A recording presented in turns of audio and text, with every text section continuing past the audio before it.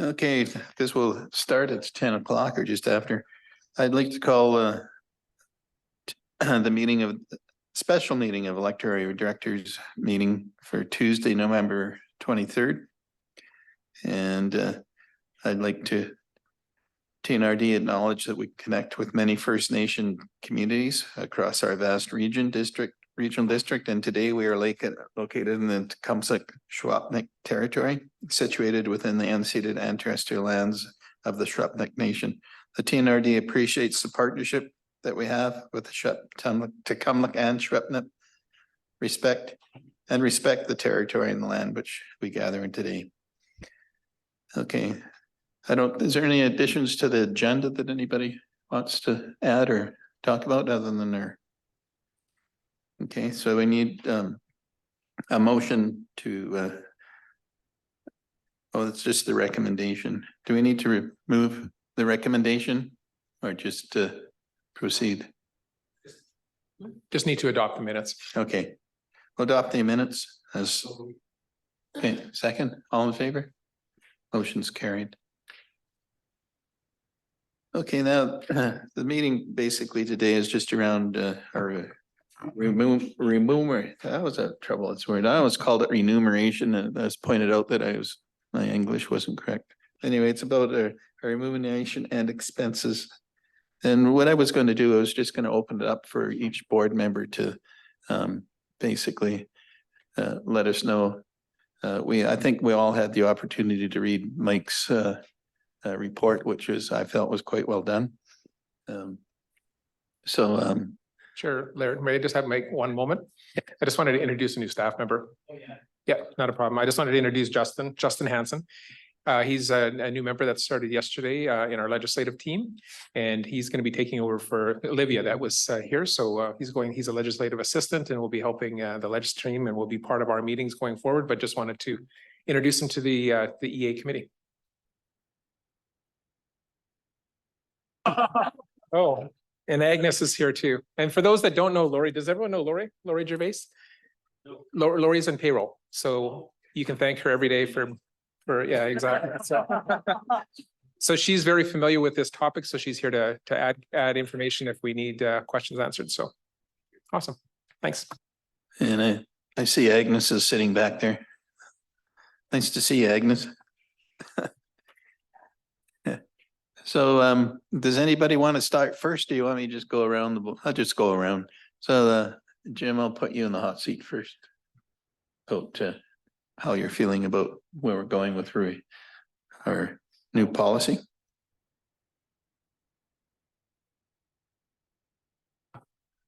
Seems to be a lot to discuss. So I think a meeting like this, certainly with the directors alone that have a unique situation other than the whole board.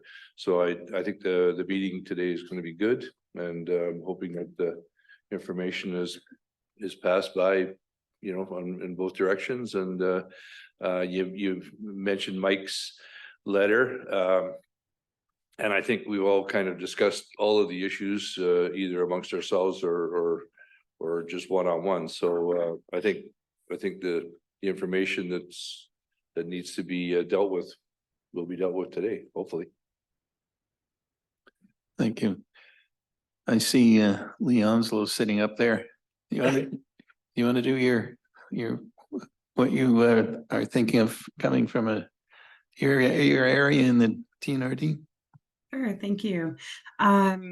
So I'm glad that we are having this meeting, and I'm hoping that the way that it goes is we just go point by point again and go through the proposed changes so that we can have a discussion on that, because I didn't see that in the minutes that we had changed many things from the previous time that we'd had that conversation. So I think everything should be addressed one more time and allow us to state our opinions. And I know, Scott, like I've had some conversation with you as you've had with all of the other directors, but maybe if we just go through the points one more time and we can spill the beans that way and hash it out for what the EA directors would actually like to see, I think that would be beneficial.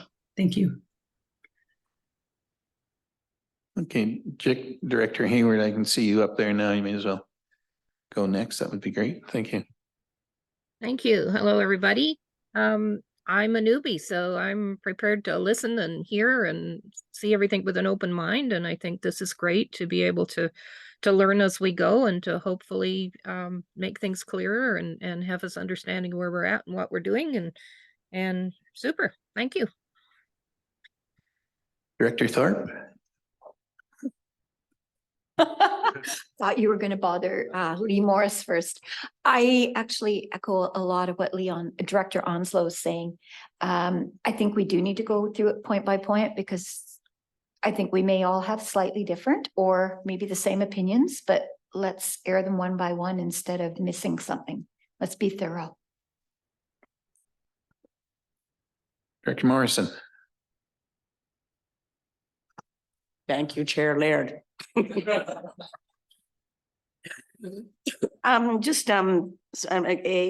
Please excuse my voice. Getting your 5th flu shot and your COVID at the same time apparently makes you sound like you're sick again, but you're not. Anyways, just a couple of things, just the list that I have. One of the things from an overarching perspective I'd like us to talk about is my own personal belief that as EAs, our role is to have as much communication as we can with our taxpayers in our areas. That does mean showing up at fall fairs meetings, community hall meetings, driving out when there is an issue. And realistically, if I look at Area P, and I won't do the geography or population math for you, but it's a pretty darn big area. And with the discretionary funds that, for example, Area P has with 8,000 people, there's not that ability to have a presence that makes it make sense. I think it'd be much easier if we were given the ability to do that, and maybe we'd have fewer calls coming into the office about what about this, what about this. Then that obviously ties as well to the kilometer expense line item in terms of having those additional distances that you have to go. So I'll leave that at that point. It takes you to per capita discretionary funds, essentially, is where I'm going with that. The other one I wanted to just mention is maybe something we can flag to talk about. I was reminded of it this morning by one of your colleagues, but it was something that was on my mind. And it's about, and I'll use Embleton and the sloughing of that chunk of Crown land into somebody's land up at the base of the Sun Peaks area. We're going to have more and more of this with the fires and what's happening, what little I know or understand about fires.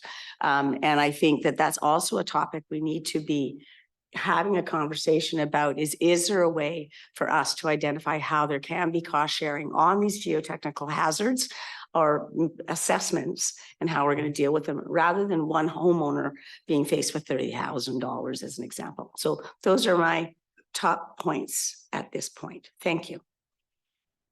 Thank you. Jackson also.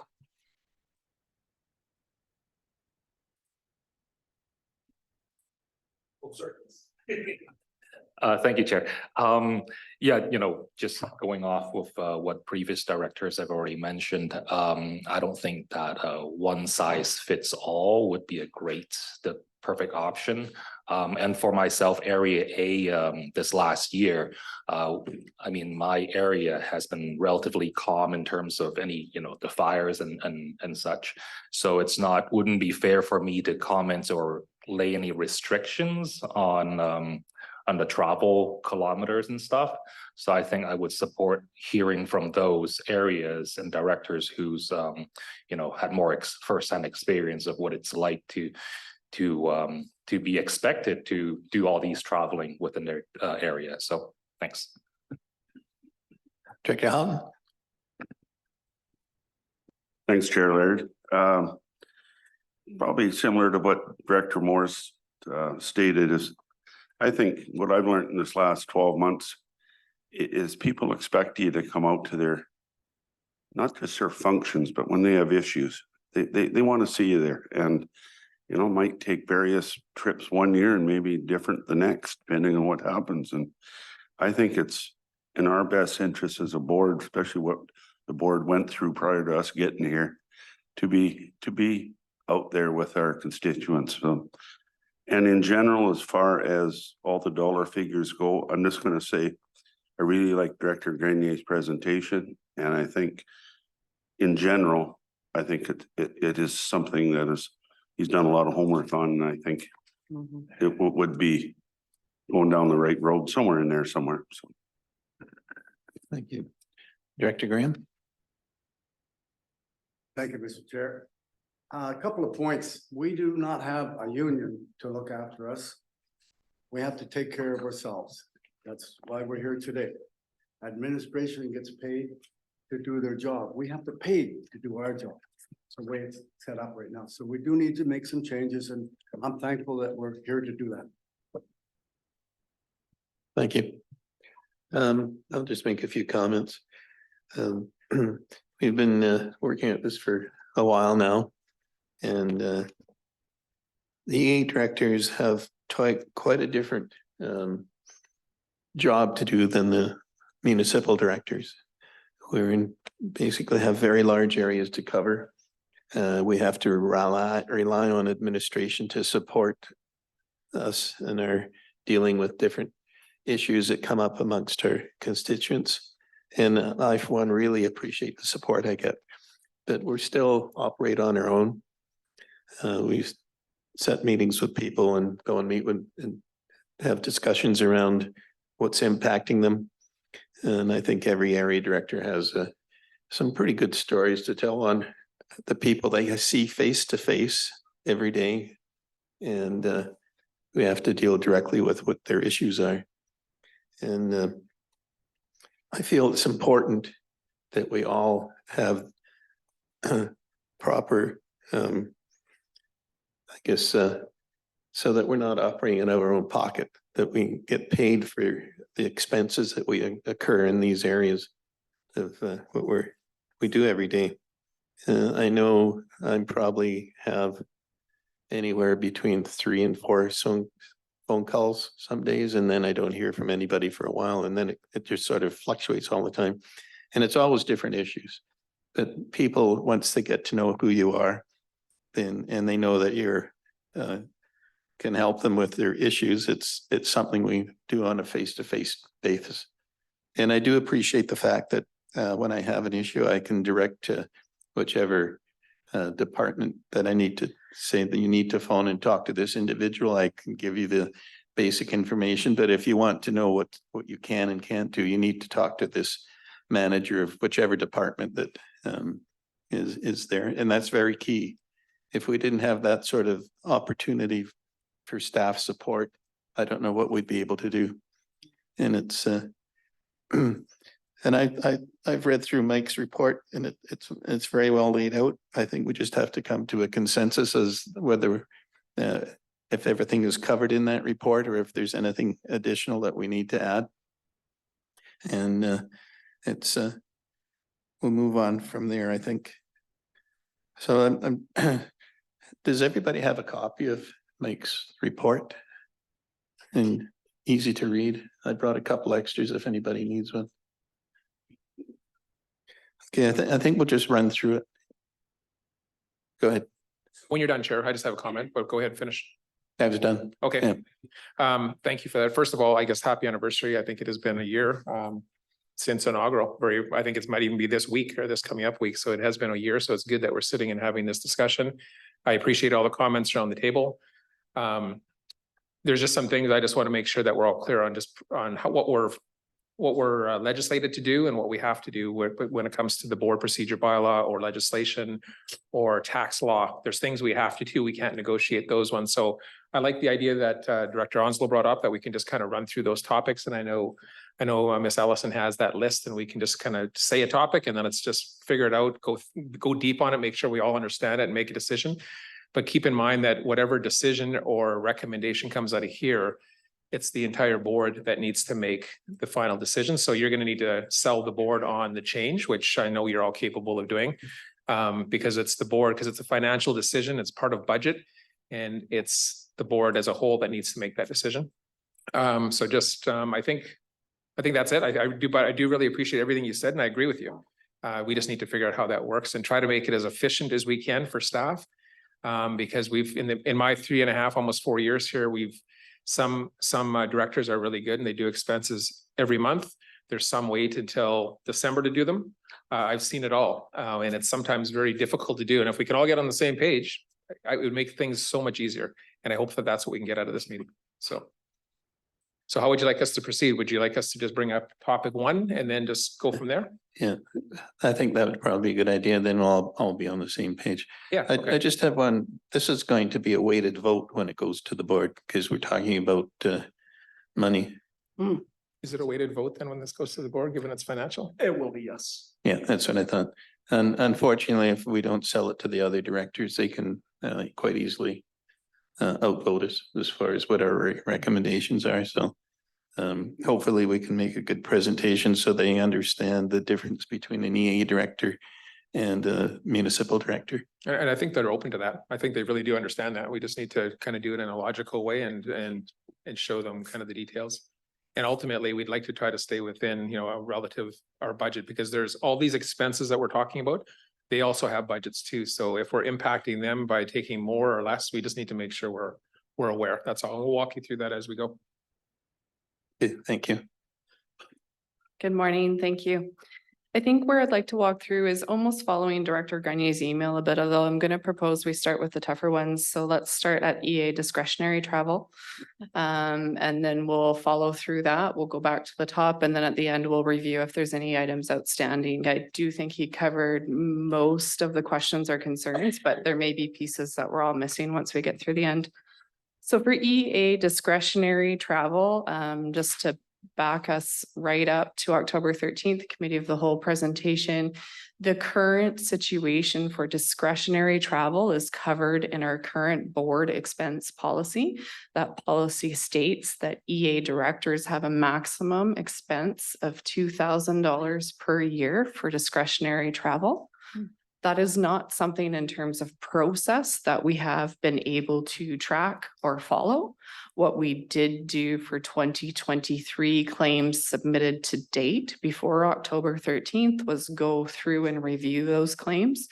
We found a total of $3,200 for 2023, the 10 months that was submitted by any board member, all board members, for $3,200. That being said, I think after our board meeting on October 13th, there was some new claims because people didn't realize that was an option or a benefit available to them. So using that number is hard to gauge because many had not submitted discretionary travel claims. So current policy allows a maximum of 2,000. The proposal that staff tabled at that time was to switch this to an allowance of a different amount. There wasn't a set amount, I don't think, that we were attached to, but then that would mean as an allowance, it would be taxable, and then directors would automatically receive that and not have to track kilometers traveled and submit for their monthly expenses. Feedback, if I'm hearing things correctly from the October 13th meeting and further discussions, is that that idea maybe is not the best one, or not one that's supported by all in the group. We'd like to continue with expenses. So I say that as half question, half fact, if I'm reading between the lines, right?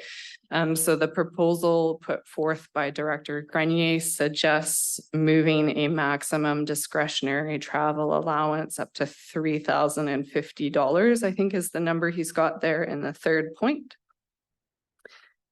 With largely then some language that is similar to the current policy that says EA directors can use this discretionary travel at their discretion to go to meetings with constituents, and you all have various needs and sizes of their electoral areas. So that is kind of where it sits. Discretionary travel currently maxed at 2,000. Do we want to increase that? Do we want to change that? Do we want it to be an allowance or remain as an expense reimbursement? So perhaps I'll stop there and open the floor for your comments and feedback. Scott, thank you. If I can just add to that, thank you for that. So yeah, now we can have that discussion just to give some context. So in my experience over the last 3 years, some directors use every penny of that, and if they have that log to support it, but some at the end of the year in December will actually have a log, create the log that adds up exactly to $2,000 and sends it in. So that's the discussion I had with Director Grenier, is if we have a cap of $3,000, it needs to be as needed, not use it all kind of thing. So that's the part that we want to make sure that we have proper logs, and I know that we do. It just seems like it's been applied differently throughout the years. So I just wanted to make sure, not this group, but the previous term. Thank you. I just want to make a comment on the logs that we keep. We've had this discussion, if we had a log that is the same log book, I think we've already had that discussion, that would be very key. I was talking to CFO Carla about putting that together, and the logbook would be good. I think the board could decide whether they wanted to submit monthly or quarterly. I guess we need to ask staff what should work best for them, so that you need to submit your travel expenses on a proper basis, proper monthly, and that's what I'd like to see. Just for clarification, if I can add, that would be, we'd be duplicating our efforts then. So I just want to be clear, you do not need a logbook. If you're filling out an expense report for trip A, B, and C, that's the log. We have a record of where you went, how many kilometers it was, what the return was, and what the amount paid out was. So if you want to have a log in your car, you certainly can do that, but we don't require that. Because the expense report itself would be the log. So if what I'm hearing, Director Laird, you would write it all down in a log, but then have to redo it onto an expense report, which you don't necessarily have to do. So it's up to the group. I just wanted to clarify that. Director Graham. Is this what you're suggesting we should use? What is that? That's what we've always used. Yeah, and that Always use it. It works well for me. Yep. And so there's you don't necessarily have to do a separate log then, because you're just doing it twice. Yeah. You might want to do that for your own benefit to remember maybe where you went. From our HR person, that do we want to change it or go with an allowance? The allowance thing does not work for me, and I'm sure it doesn't work for anybody else. We need to stay what it is, but increase it for those that have to travel more. And of course, they have to prove that they travel. Yep. And I don't have a problem with that. that's the feedback we got, was this topic was to be left as an expense. Yeah. Director Smith. Yeah, I would be in support of it staying as an expense rather than an allowance, and the amount to be changed to 3,000. But I would put in there that we would report monthly. I don't see why there's not a hardship that we could report our expenses for the month. So I think it should be reported monthly. Director Houghton. Pardon me, Houghton. Just using Director Gagnier's formula at 61 cents a kilometer, which is what we were, and then you increase it to 68, works out to 3,050. If we use the 68-cent model that you've jacked us up to, then it works out to 3,400. So Yeah, I can provide some clarity to that. So 68 was what was in the policy this year. And you may have recently seen a payroll deposit into your account for the difference between 61 and 68. What we heard from the board and the committee of the whole was that they wanted to follow the BC rate, not the national rate, and that's 61. So once we get to that topic, that's what I'm assuming that this group would like, is stick with BC, because that's what our grants are based on. That's what the province is based on. So we would leave it at 61. So this math would be correct if we choose 61. Director Graham. Oh, are we done, Doug? Thank you, Mr. Chair. One of the things that we come across is how we report travel. If it's quarterly and you miss that quarterly, it goes in the next quarter. I like that. That way you're not saying, too bad, you don't get it. Quarterly, this quarter or next quarter or the quarter after. Sorry, could you clarify? I just want to make sure I understand what you're saying. So if you miss it, meaning that you would do 2 quarters at once then?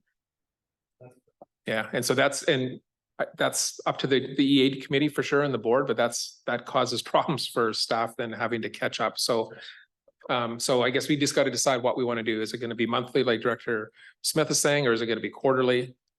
That's up to the committee. Director Graham. If you do it monthly and we miss that end of the month, that's it. No, you would just do it the next week. Yeah, it doesn't have to be, there's no stringent guidelines. It's just we would like to get them in monthly. And if that changes by a week or so, not a big deal. We just want to do 1 month at a time or quarterly, whichever is best. I think quarterly, thank you. I've got Director Onslow that's been got a nice hand up there. There we go. Thank you. I agree with submitting the expenses monthly. I am definitely opposed to it becoming a allowance because there are directors that are going to use it and there are directors that are not. Keeping track of your monthly expenses is not a hardship, but I do notice on the expense form, there isn't anywhere to particularly say that it's discretionary travel. Like when I fill in mine, it's, coming to the board meetings in Kamloops, or if say I go up to Clearwater, then I'll just fill that in, but that would then be up to the payroll, I guess, to decide if that was out of the discretionary mileage or not. So I just think there would need to be on the form a little bit of clarity on that. That would probably make tracking mileage a lot easier. And increasing for the directors, like I really truly think that if you're traveling and you are using it and you are keeping track of those expenses on your monthly expense report, then you will know who is, not as a way of tracking, but you'll know that the directors that live in larger areas certainly are using that non-allowance reimbursement. Thank you. Thank you. Director Morrison, I'm getting there. Thank you, Chair Laird. So I don't know if you want this reminder conversation to come up again, but I'll give it a go and you can tell me to defer it to another time. I agree. I don't think an allowance makes sense. I think it's really critical that the travel and expenses that were occurring as individual directors should be tied to realistic goals, things that we're trying to achieve for our constituents within the area that we're in. So I think that that is a critical piece. And I reiterate, where you have large communities or long distances to travel, those people that are at the periphery of your EA geographically are the people that often feel that nobody cares. And I will give you Knuff Lake as an example. I've still not been to Knuff Lake, and I live on the South Thompson River, right? The point being that I think that if we set an allowance, if we set this limit and we can't establish a budget that's reflective of the needs of the area EA that we're in, that we are doing a disservice to the constituents. Further, I think that we're making it hard for our staff. I know I'm repeating myself, but they're going to get more cranky calls if their, EA director can't run all the way up to Knuff Lake as an example, or Vinsula, for Pete's sakes, in my case. So that would sort of be, that would be the one that I would really, I understand, very difficult policy, very difficult to implement, I'm sure, within the structure that we're in. But I think the ability to reflect the needs of our constituents and us be able to do the job we need to do has to take, we've got to take a few wrappers off of this and look at it. That's it for now. Thank you. Thank you. Director Thorpe. Thank you, Chair Laird. I'm also in favor of not having an allowance. I think it's just a little too restrictive. I think we need to redo the form to show when it is discretionary. I think part of the issue with people not submitting had to do with policy. It seemed to me as a newbie that one policy negated the other, and it sounded like anytime I was going to go anywhere, I had to have board approval when I read the policies. And so it was just like, this is not worth it to try and get board approval when I'd already been up there. I think what Director Morris says, that it's imperative that we are out there talking to our constituents, that they know that if they call us that we're going to come. We had a lot of, or I have from personal experience found out a lot of people didn't know they were in the TNRD that were in my area over in one corner. I've had people that didn't know who their EA director was or have never seen an EA director. And I think we need to fix that if we're going to be able to meet the needs of our constituents and actually know what people want. I had $4,500 as of early October in travel, discretionary travel, just trying to be around the community this year. I think a logbook is that we could keep in our cars is not a bad idea for ourselves, because often we get in the car, we mark our mileage and away we go. It would be an easy way to track and then just move it on to the form at the end of the month, because I don't see most of us putting those forms in our car and marking that every time we go somewhere. I think it would just be easier to transfer it, but that's just my personal opinion. Anyway, that's it for now. Thanks. Scott. Thank you, Chair Laird. Just to catch up to make sure, it sounds like it's pretty clear that not an allowance is kind of, so I just to make it for clarity. We are going to change the expense report, so it really differentiates between discretionary travel or conference travel or things like that. So that was a good point. So we are going to do that. What Director Morris is saying, that are you suggesting then maybe we would have to have 10 different budgets by EA, like amounts? I just want to make sure I'm understanding you right. Thank you. I am suggesting that, but I also would want us to entrench, I guess is a word, that we recognize that there are smaller EAs that don't have the ability to. So, I mean, I think we want to expand where we know we have areas that have huge demands, but we also want to recognize that there are smaller ones that probably need a lift too. So I'm not saying it's all about the big guys getting the money. Yeah, fair. No, I just want clarification. And then the other thing is Director Thorpe brought up about the miscommunication at the beginning, and that was true. So a good example was Director Onslow, I think last meeting with the Valemont group that specifically asked a formal letter for someone to be on their board. That would be the true definition of what that means, is that's when you'd come to the board and ask for that approval and the expenses associated with it. Just those formal groups and those formal things where they ask of your time that would be outside of what the board is expecting. But everything else would be discretionary. But just for clarity, I just wanted to catch up to make sure we're on the same page. Director Hayward, you have your hand up there. Oh, no. Yeah, I'm probably a little redundant now, but I've been on a lot of boards that have done an allowance. And what I have found is it doesn't leave a track record for the people that move into that position later to really understand where you went, what you did, and how many times you did it. And sometimes that is information for a new person coming in to take over a position. If you're just getting $3,000 a year for travel, it would be really nice to know where you went. And by filling in these forms, if you're not doing a logbook, they can go back and look at that and see where the expense forms were. Like I went to Little Fort, I went to Squam Bay, and so on and so forth. And I think sometimes that's something we miss, because some of the organizations I've joined, I've gone back and looked at those things, and it's really helped me to know where I need to go and what I need to do.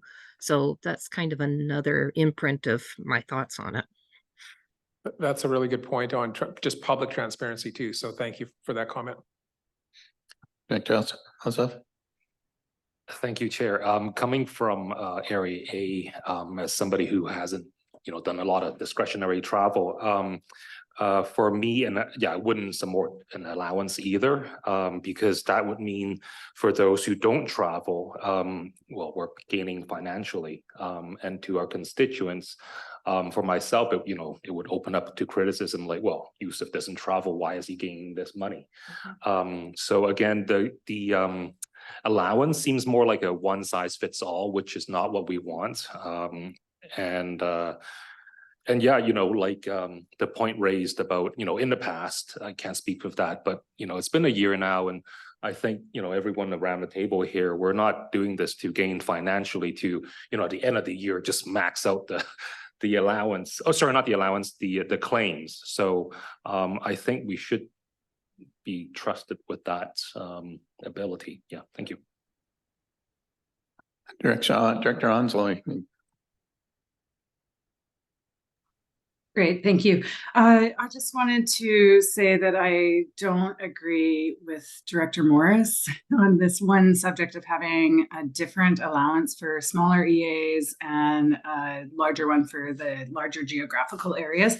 I think that would be a lot of work for people, and what I do see is if the allowance, say it's the 2,000, or if that gets increased, if you use it, not the allowance, I'm sorry, the reimbursement, if you use it, you are claiming it, you are getting reimbursed. And if you don't, it is there as you could have had you done that travel. But I don't think you should limit or change it for each electoral area. It just becomes a little bit of a challenge, I'm sure. But anyway, that's my opinion on that. And yeah, thank you. Director Houghton? Would it be simpler if we just kept it at 61 cents? It doesn't matter what kilometers you put on and you claim what you drive. And I know everybody's going to be different. We have to have a max or because everybody's going to be different. So why don't we just keep going at 61 cents and not really have a top end, because everybody's going to be different. I don't know if that would work or not. Comment from the staff? Yep, I think we have to remember the rate per kilometer is going to be different than your max. So I think in terms of the 61 cents, everybody will get that. I think in terms of having a different max for EA area might be administratively burdensome. It's something we could do at the request of the board. The idea, though, I think of having a maximum is prudent. And what that maximum is open for discussion, but I'd say an annual max would make it easier to track with revision of the form. So the current amount is 2,000. The proposed amount by Director Grenier was 3. That increase of 1,000 per director would increase the overall budget by 10,000. So that's kind of what was on the table from Director Grenier. Director Thorpe? Okay, as somebody that's already exceeding the budget for this, I am actually in favor of having a max. I think that we have to be reasonable. If we choose to do more than what we're allowed, that's up to us. But having a cap, I think, just makes it easier for everybody, and it does show some accountability. Just as a local government, we do need to have a cap. We need to put something into the budget. So we need something. It doesn't. And I don't know, and this might complicate things even more, and Amanda might throw something at me now, but if we go to 3,000 and there's people that are reaching that max and there's others that have shortfalls, perhaps that pool then there could be some kind of a process where if there's $5,000 left and there's still more travel to happen, it could be shared somehow. But we just know that the total then would be $30,000, right? But we would still set it at 3,000 per, and then maybe in the last quarter, if there needs to be adjustment, maybe we do that. Director Graham, you had Thank you, Scott. I like that idea. And so what if the budget is $10,000 more? If we don't use it, we didn't spend it, it's still there. just Carl Fox, you had a Thank you, Chair. Through to the directors. I just want to make sure with Director Houghton's comment that everybody understands there's kind of two different travels. The travel to and from meetings is not discretionary. So that travel is required. You put in your kilometers for that, and that's the 61 cents. And as many meetings as you have to come to, that's the travel you put in for that.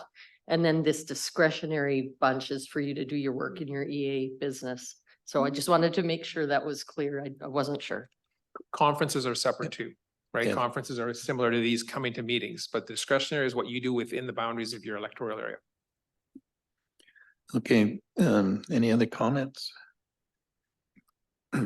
Listening to what I've heard, I think we can go with the $3,000 that's been Director Grenier put together. He spent a lot of time and effort laying this out for us.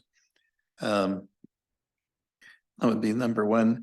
I do feel that if everybody had the same logbook, and it's as it was pointed out, it might give you the opportunity to see, so you can track where you've been and everybody has the same information so that they can do that.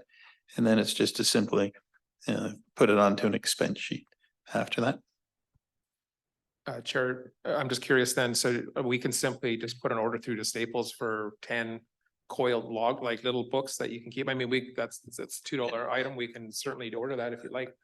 I would That would be imagine easy to there's, do. I would imagine there's logbooks available from the Staples or something like that. I haven't looked, but Totally, it'll I just went be- on and looked at all the different sort of So, yeah. We can take remuneration that- and, We yeah. can take that as an action. Let's just get them Yeah, ordered and and, then we're all give it to working me. on the same information and the, As long as we're certain staff won't be reviewing your logbooks and submitting No. the expenses. Yeah, No. okay. that's for each EA director.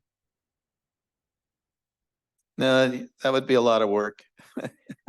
That's what we're doing now, unfortunately. We're doing that now. Every time you hand in your expenses for traveling, is reviewed by a staff member, but that would at least we'd have the history, and as long as you didn't have a problem with what we were submitting, you might, at least what you can do, if the staff is actually having a problem understanding exactly whatever the amount is, you can ask to see the logbook.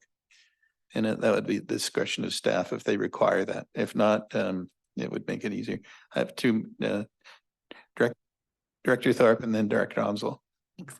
Actually, I just thought of something else too. With you wanting us to submit our expenses electronically, it would make it much easier if we had the logbook. We could just look at the logbook, put it in electronically, and you're not having to deal with that physical expense form.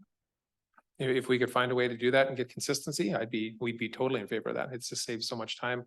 It's just getting everyone on the same page is the challenge. Director Onslow? Thank you.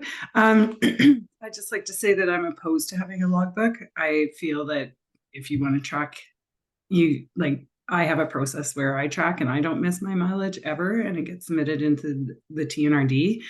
And it is all electronic for me, and I personally do not want to fill in a logbook. So I hope that if the directors that want the logbook, they can choose to do that. And the directors that don't want to are not going to be imposed by having a logbook that now has to be in my vehicle and dealt with. It makes sense. Yeah. Go ahead. Sorry, through the chair, if I may clarify one question I still have outstanding from this is submission of expenses monthly? Yeah, good question. Yes, that's what we're looking at right now. Yeah. Okay. Director Smith? I'm just thinking at the end of the day, and I'm speaking for myself. There's probably a good chance that I may not spend the $3,000. And I'm certainly not gonna be driving around in December trying to get the mileage up to spend it. And as opposed to an allowance, I think at the end of the day, the budget, we won't reach the budget. Because not everybody is gonna spend the 3,000, whereas if it's on an allowance, everybody's gonna get it, as Zuzov said. So I really think it's a no-brainer. Yep, makes sense. Okay, and then just one other item, the 61 cents, that's agreeable to everybody. That was the other thing that was on the table. No, okay. Carly had some comments. Thank you, Director Laird. Just another tidbit of information. So if you don't spend it and your budget ends up in a surplus, that little surplus gets carried forward to the next year anyway, and it reduces the amount of taxation required to pay for your budget. So if you don't spend, there's a benefit to your tax rate the next year. It just gets topped up, It- all right? Like Yeah, the next yeah, year? so it's the same amount every year. It's just how you pay for it. It's either by taxation and the surplus gets carried forward and helps reduce that amount of taxation. But the amount is the same year after year. I just wanted you to know that, so you're not worried about where that excess dollar goes.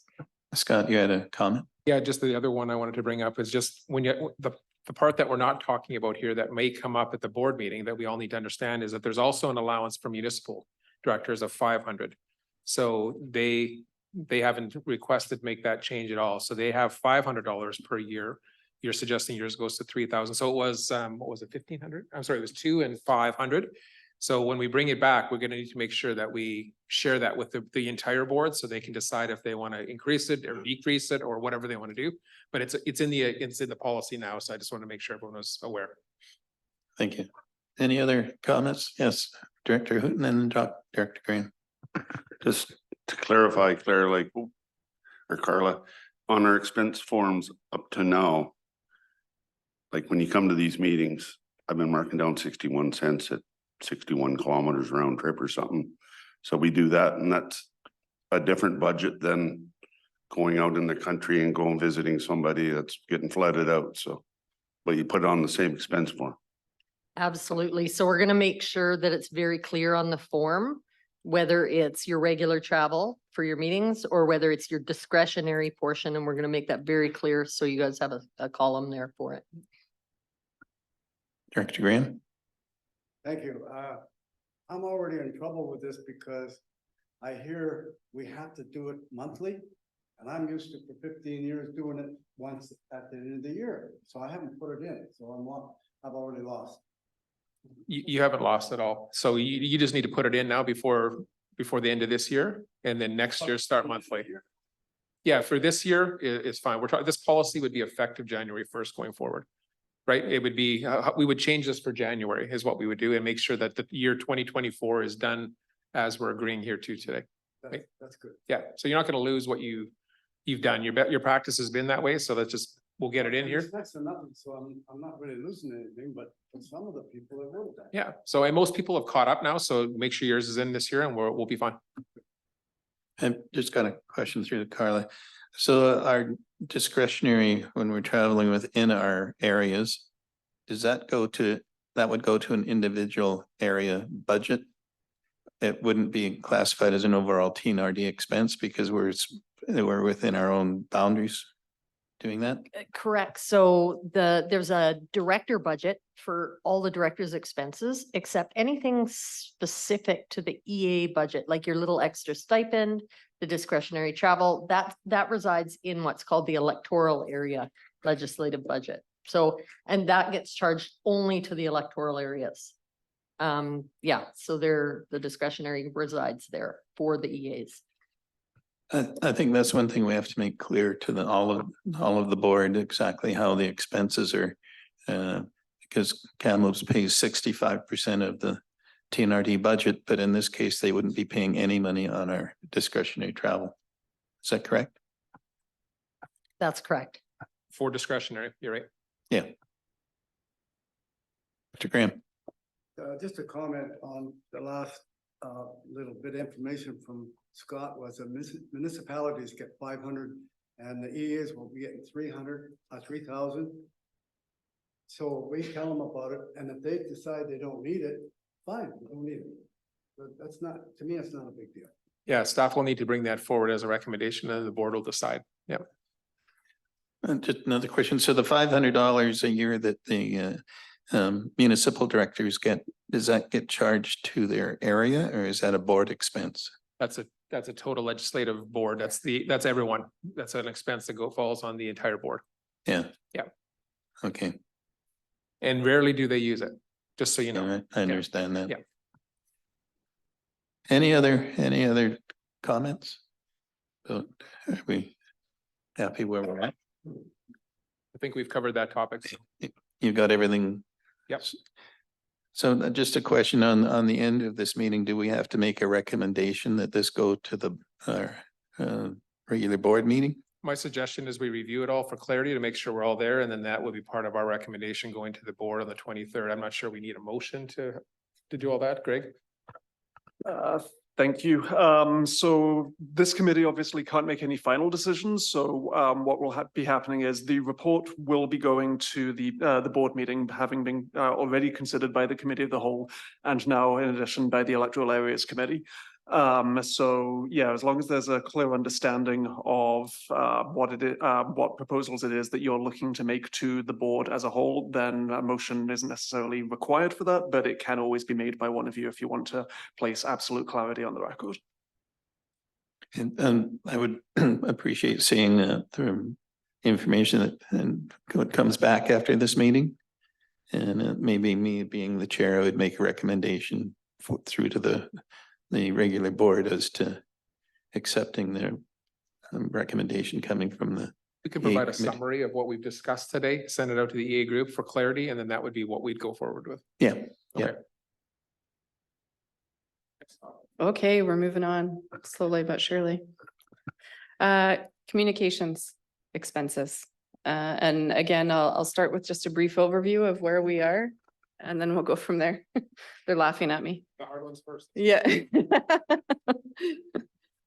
So communications, currently it sits as a in the board expense policy.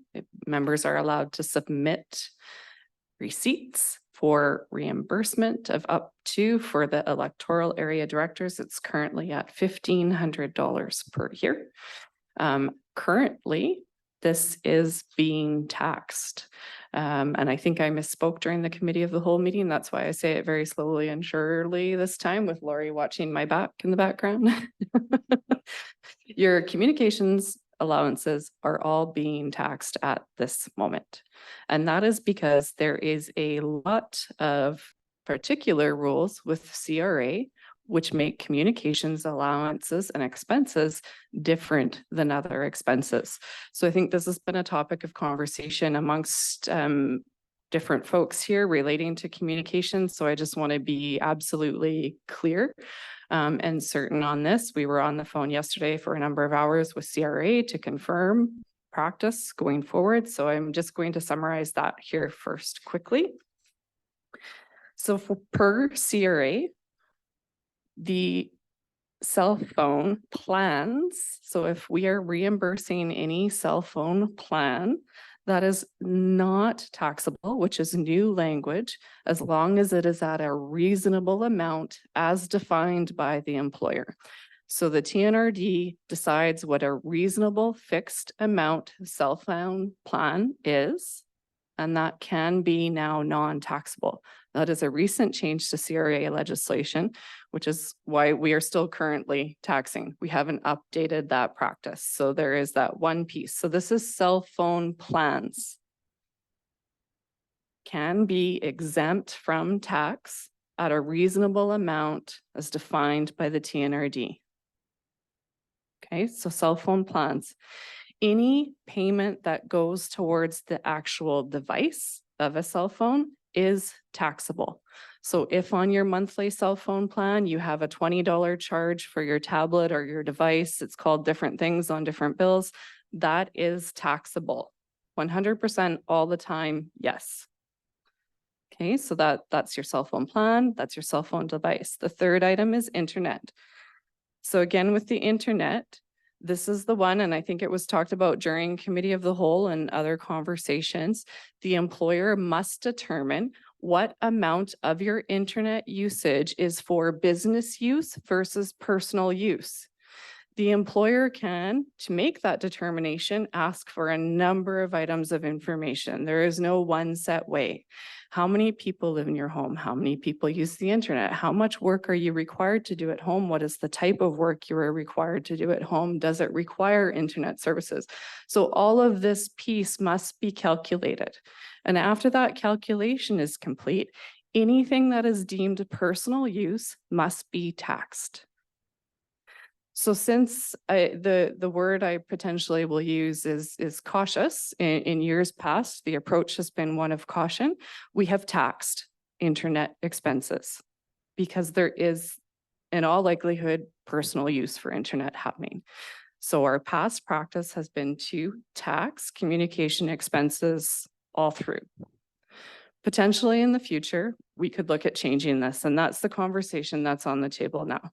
So if we went to keep it at a straight expense reimbursement and directors provided us with their full detailed bills every month, our team could sort through that bill and tax you for the devices, for any personal internet use, and we could determine what a reasonable fee for a cell phone plan is. So there's quite a bit of work in terms of administrating that for everybody, if I'm being honest, because then it's getting everybody's fully detailed phone plans and bills and everything into us every month for us to go through each of them and make this determination. Or we move it to a communications allowance, which means no submitting of bills, receipts, and we pay a set amount to reimburse, which is taxed, which is what you already are being is taxed. So I guess that's a bit of the context, and I share that first before diving into Director Granier's recommendations, because I think the taxation implications are not negotiable. These are the CRA regulations. We don't have the ability to move them.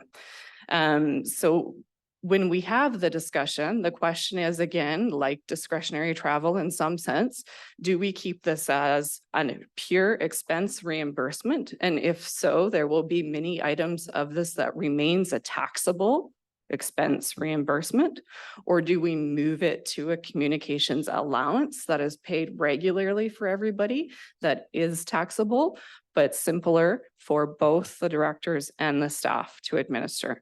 So that's kind of one around the process. Then the second question is the amount. What amount makes sense? Just to read through Director Grenier's proposal, he's put $2,500 in there, I think is what he's suggesting as a reimbursable amount or a number, and that may shift given the context of the taxation that I just talked about. So that's why I'm hesitating in sharing that amount. He's calculated the total cost to be about $3,300. He's saying we could reimburse up to 75%. But the issue of taxation wasn't quite accurate in the pieces before he came to that recommendation. So that's one I want to be clear. Communications will remain taxable to some level, no matter what you choose to move forward with. So I'll stop there. I just have a question.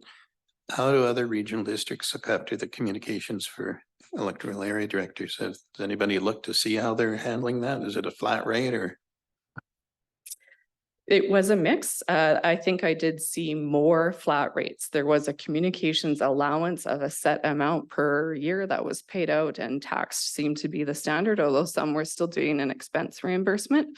Did not talk to those groups. I imagine they're in the same predicament we are around trying to uncover how to tax that. It might be interesting to get the information to see how they're doing that part and see how they're handling the reimbursement of what we're talking about doing. And just interesting to find out. I'm going to go with directors. Director Graham was first, and then make sure I get through everybody. Thank you, Mr. Chair. First of all, I can prove that my use for the TNRD is minimum 75% and possibly 90%. So if you take all my invoices, I wouldn't bother me at all, because you're gonna go through them and you're gonna find that out. Before I was with the TNRD, and I've said this before, I didn't need a cell phone or internet, but as soon as I became a director, I had to have it. Now, at that time, it was easy to be under the minimum amount that was allowed, but it's not anymore. So, director, to set an average of what it would cost is not going to work, because mine is fairly cheap. Mike's is very expensive. So he might end up getting less of an allowance, not allowance, I should say, but a reimbursed amount. That's the reason about. That's it. Thank you.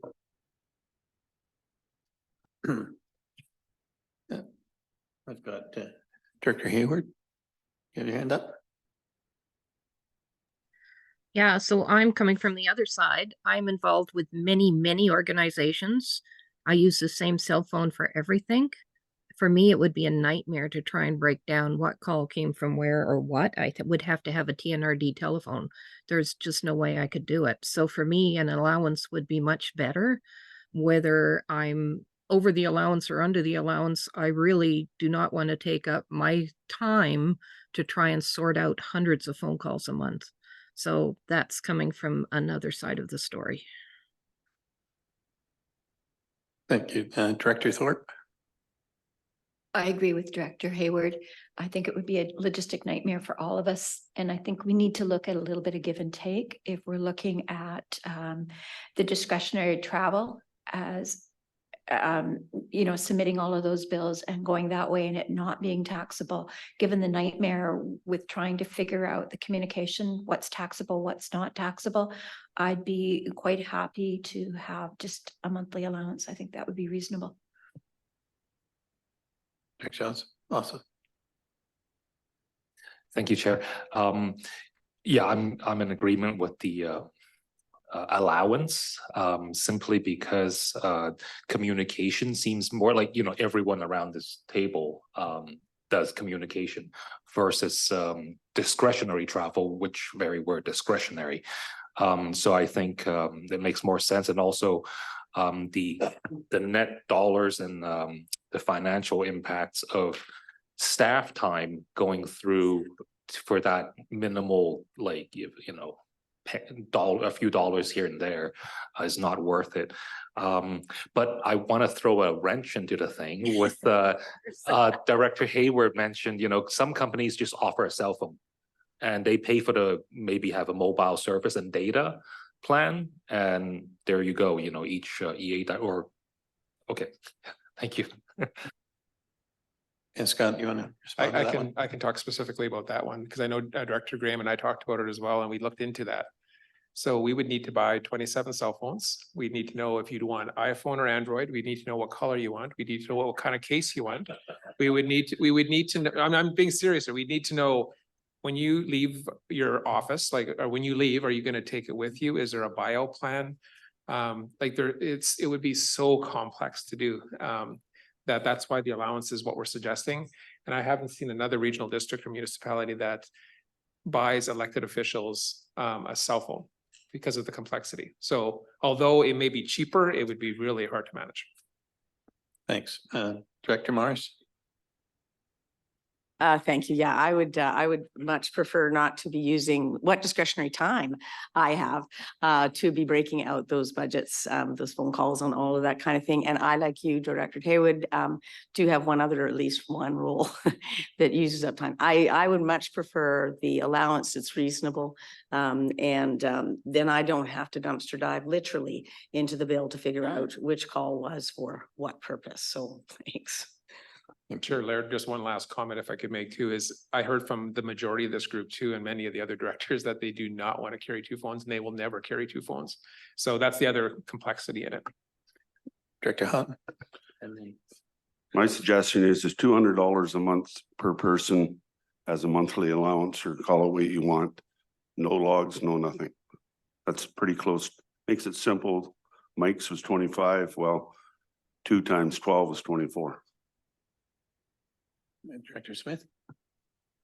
First of all, I'll take fluorescent green for my case. Oh, no, we're not doing that. Okay. Yeah, I think that the bottom line is that the suggestion of an allowance is the way to go. So let's just come up with a number.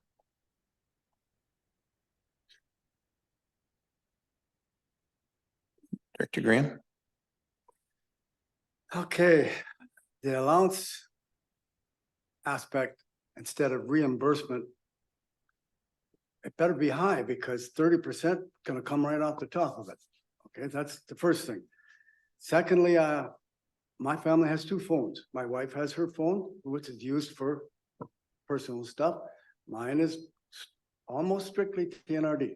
I get calls from constituents. Just yesterday, or the day before yesterday, I had 15 emails, 4 texts, 10 phone calls, and 10 of those from one constituent. And Scott was in on that particular part. It only took about an hour for that to happen. And 10 emails in the course of 2 days from staff. So over half of that was done in that particular time. Just hang on a second here. I lost myself here. So I ran out of allowance or a returnable amount 2 months ago. So the rest of it is on my dime. I have to pay for it, and it's not getting less, it's getting more. So we better increase it by loss if that's how you're going to do it.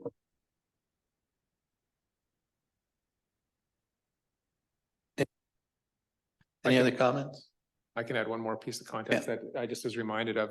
If you did have a TNRD cell phone, it would also be open to freedom of information, and your entire cell phone could be public, the calls, conversations, the texts, everything.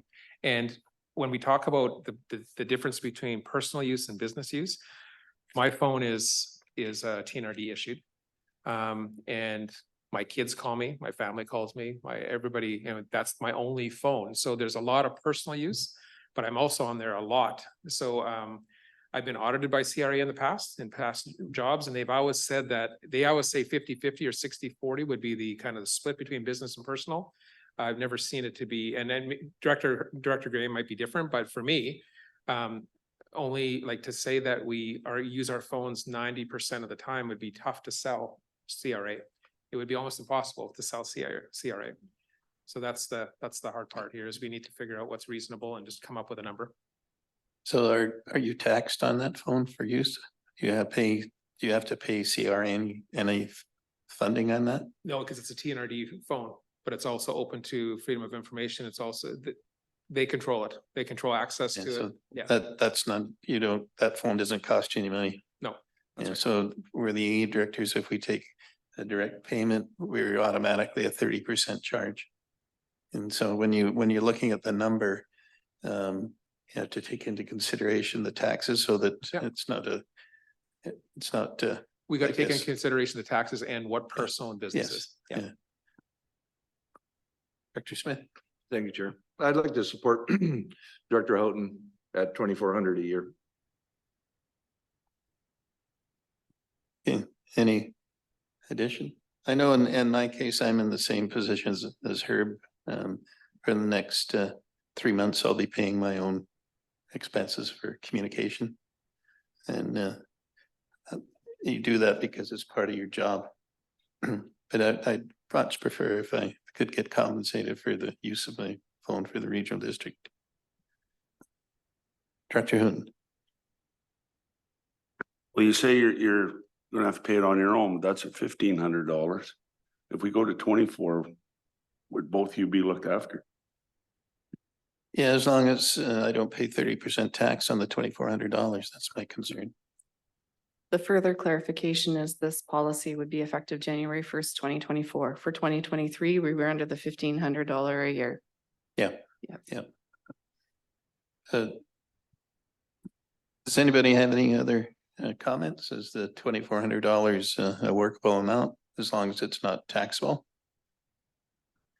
Just for clarification, we do not have an ability to negotiate that. If it's paid as an allowance at $2,400, it will be taxable, yes.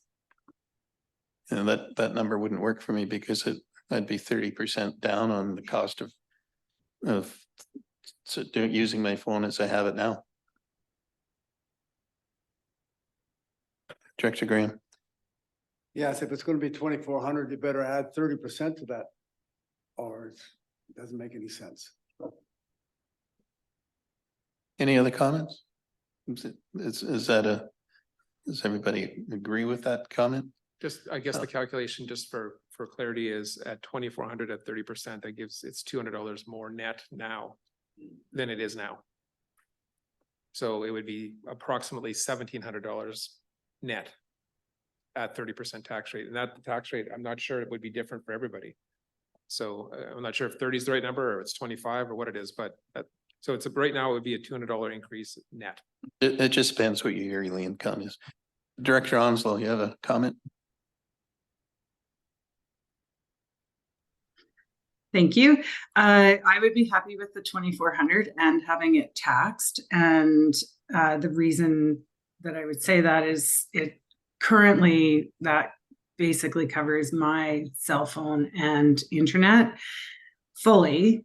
And it doesn't take into account the personal use that I have. So I'm not having to track it or anything. But anyway, I think the number is fair. And from what I'm hearing, like we don't necessarily have to have our internet or cell phone fully paid for by the TNRD because there is personal use in there on both of those, but it does certainly offset the cost and allows us to have a phone that is subsidized by the work that we're doing as well as our home internet. So I personally am happy with the 2,400 and it being taxed at whatever tax rate you happen to be in. Director Thorpe. Actually, I'm agreeing with Director Onslow. I think it comes to 1,680 if you look at taking 30% off. I think that's more than fair. Any other discussion? Yes, Carla. Just want to point out with this decision, we'll be adding approximately $9,000 to the budget. So just important for me to let you know the financial implications as we move forward. So when I bring the budget back for provisional in December, you'll see that increase on there and probably any changes that we make today. Thank you. Any other discussion? Can we sort of write? Scott, did you get that? What was basically agreed to? Yeah, I think we got it all covered. So I think we're ready to, if we're okay to move on to the next topic. Yes. Okay, thank you guys. Next one, I think we'll see. I don't think this one will have a lot of discussion, but open to feedback. Just following Director Garnier's email, meeting meal reimbursement. So we did at the October 13th Committee of the Whole meeting, bring forward our current per diems for the TNRD board. That adds up to $100 per day. There is a change that we will need to process in terms of taxation, because again, the Canada Revenue Agency dictates that we tax on an amount over $69 a day. So the CRA considers $69 a day to be reasonable. Any difference between that 69 and what you receive is taxable income. So you will see a commensurate change so that you're taxed on the remainder over what CRA deems reasonable. But what I'm hearing through the board in terms of feedback from Committee of the Whole, Director Garnier's email and other conversations is that that per diem amount at $100 a day is reasonable. But I want to clarify that change in taxation is required per CRA regulations. Scott. And just for clarity too, and correct me if I'm wrong, Amanda, would be, there's not a lot of days unless you're at a conference where you're charging the full 100 every day for 3 meals. So if you were to charge a lunch and a dinner and it's less than 69, there's no tax, but it's when the total is higher than 69 is when CRA is. Sorry, no. Is that right? No, I think it's per meal. That's what I'm looking at, Lori.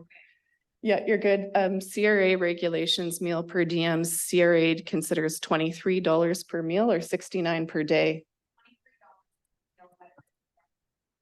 So anything over 23 at any meal. So if you just claim Okay. your lunch at $30, or I don't have the right number in front of my head, there would be tax on that extra 7. CRA says $23 a meal or 69 a day. So just for clarity, we would just, it's complicated, but the law is the law. I just need some clarification. So if we stay at the $59 a day, or we're currently at $100 a day, I don't think very many directors ever submit $100. Like in my case, it might be a breakfast and a lunch. It just depends on the meeting and where you're at and the time of day.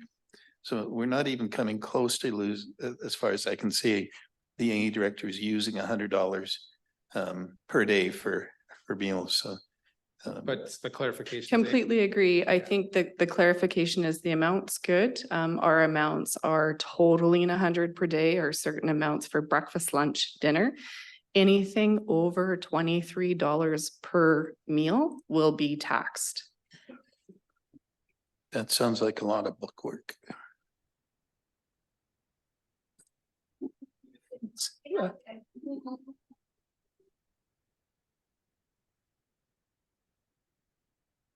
Just for those online that can't hear Lori, that we have to do that region wide. That includes staff. That's everybody. That's the CRA regulation that we need to follow. So that'll be implemented as of January. I just need clarification. So that means if you have 2 meals, you're only allowed to have it's at $46. And how are you going to track all that? That's Seems what our payroll complicated. staff have to track in order to meet CRA regulations. So when your expense forms are submitted, our payroll staff calculate that CRA gives 23 per meal and our payment amount is different and the difference is taxable. Okay.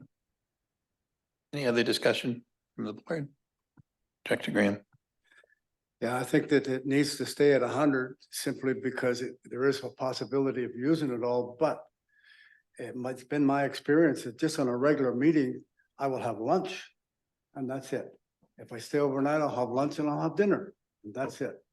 So why mess with something that's working? There's no recommendation to change it. $100 is what we're leaving it at. So that the staff are gonna have to look at our expense forms, and if our dinner's $45, we only get $23 for that, is that correct? No, you. You will be you will be paid the meal per diem for the dinner, which is 45. You will be taxed on $22 of that because the CRA deems 23 to be a reasonable amount as an expense. The remaining $22 is additional benefits or income, and CRA will tax us on that additional $22 to make up your $45 claim. There's no way of simplifying that? You could call the CRA. That's not a simple thing. It takes you half an hour, takes you an hour just to talk to somebody that you don't need to talk to. Thanks. Are there discussion from the EA directors? Director Morris. Oh, thank you. I think I have this now. So if we have a $20 breakfast, we're not gonna get taxed and we're gonna get something to eat and it's probably gonna last us the day. Okay, good. Then the second thing is where does this piece come in from policy perspective? Where we're at events where there are fully hosted meals. What are we doing with that in terms of transparency? It's the same language that existed in our current board policy on expenses that we've carried through to the new and proposed language, which says that if a meal is provided at a conference in which you are attending, you don't claim that per diem for it. So you can put on there breakfast, lunch only, dinner only, because other meals were provided. There is current and still proposed to be language in there that says if there are dietary or health reasons why the meal you couldn't utilize or need and you still needed to purchase another, you can claim for that. No changes. And the other point there too is when we book these conferences like SILGA or UBCM, when we pay the registration, we know which meals are associated with that. So it's all tracked. So that's easy to do. I wonder if whatever group we go to, it's usually about $125. I can't remember the exact number. There's a number that you pay for a meal when you go to for instance. UBCM. Yeah. The bank. I wonder if they're paying taxes on that. Because it's probably part of the collecting it. conference. It's probably part of the conference and they probably get away with it. Probably a different tax classification. Any other questions? Okay. So we're all in agreement with that. That's great. Okay, I'll move on. Still following Director Grenier's email, air travel reimbursement. So there were a few existing air travel flight policies in the prior current board policies. The proposal was to largely maintain the same language and amalgamate them in with our expense policy so that we weren't sifting through 5 or 6 different expense policies and flight policies and air policies to find all the right language. I would still like to leave that proposal on the table that we amalgamate some of these policies together, keeping remuneration and expenses separate per the discussion and feedback that has already happened to date. Specific to air, I think the one proposal that staff had tabled on October 13th committee of the whole was to cease the practice of purchasing spouse tickets. But there was feedback received at that meeting that the board would like to continue with that practice. So where practicable, I think the staff can continue to book spouse tickets. And then I think the other suggestion here from Director Grenier is that baggage fees associated with air travel should be included in the reimbursement policy. That would be a new language that we can add in there. I'm sure there's some level of reasonableness. We're not going to travel with 3 pets and 5 oversized suitcases, but we can throw something in there, I think, for that. And existing air travel is reimbursed for travel incurred, and it is and has been whatever the most reasonable or lower cost of travel is. So we take into look at your kilometers driven and fees for that, and then compare that to the flight cost. And if a flight cost is more reasonable, we will reimburse for a flight cost. So same language there. Yeah. And just one addition to that one is I think we all agreed that we would book a companion flight, but would not be on a corporate card. It would be on your own personal credit card, but we would do the work and it would have to be at the same time we book yours, because we come into problems where if it's being booked a month later, it's hard to match up the same flight. So just, we're good with that. Director Gooden.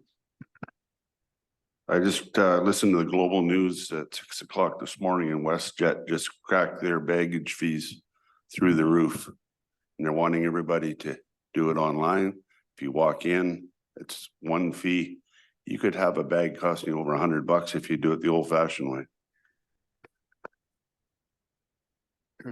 I just, one question on the travel and phone or travel and air travel. So for instance, where I live, I have to drive 100 kilometers just to get to the airport. But the airfare might be cheaper than having me drive to Vancouver.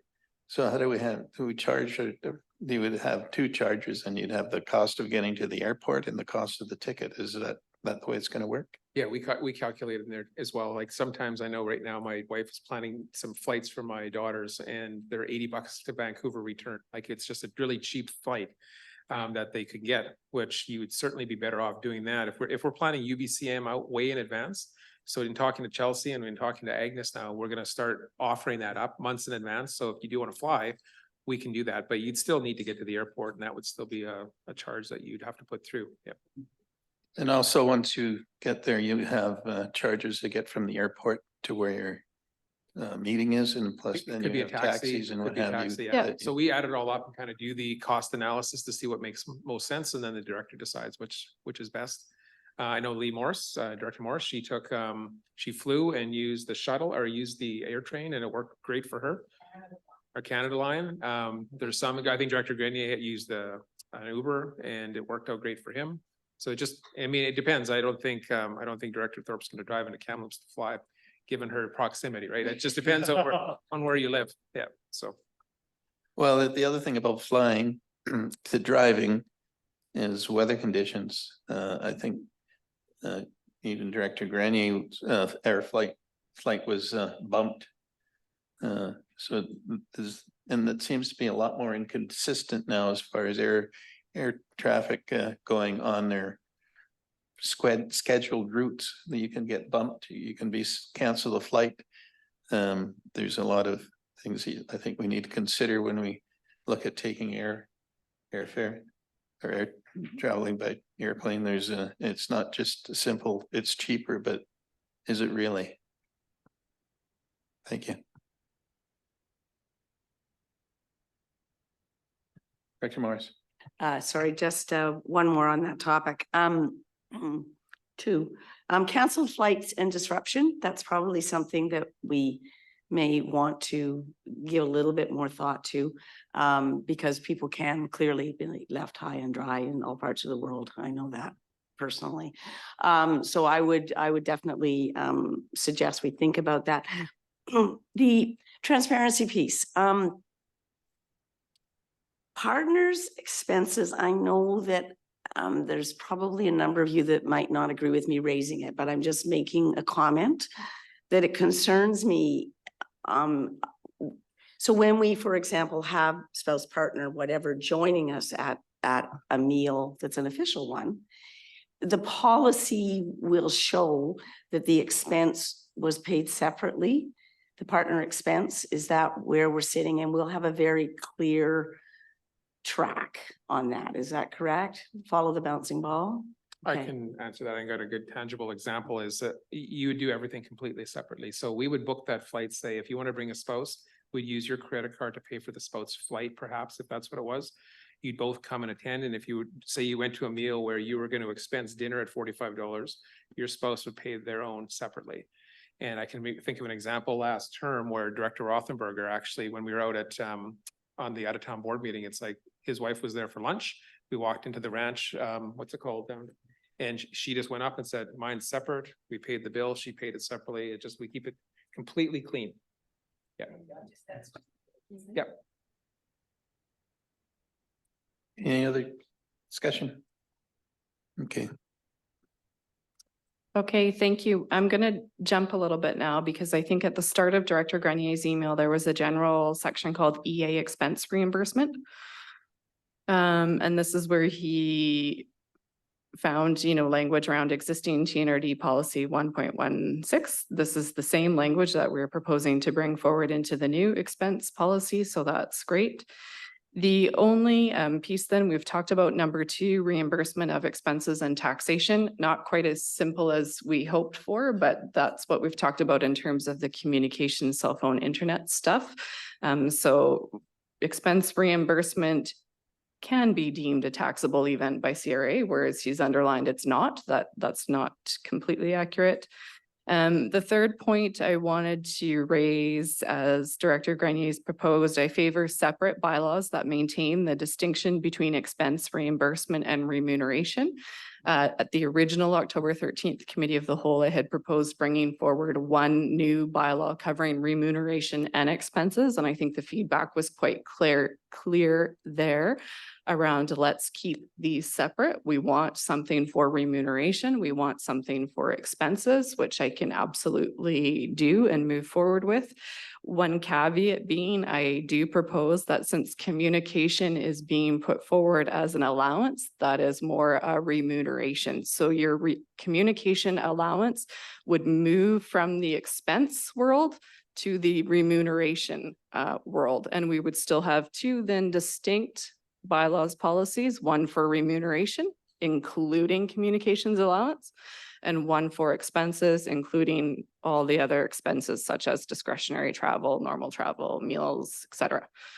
So just wanted to kind of flag that. I see heads nodding. So, oh, Lee's got her hand up. Pardon my casualness. Yeah. Can I go ahead?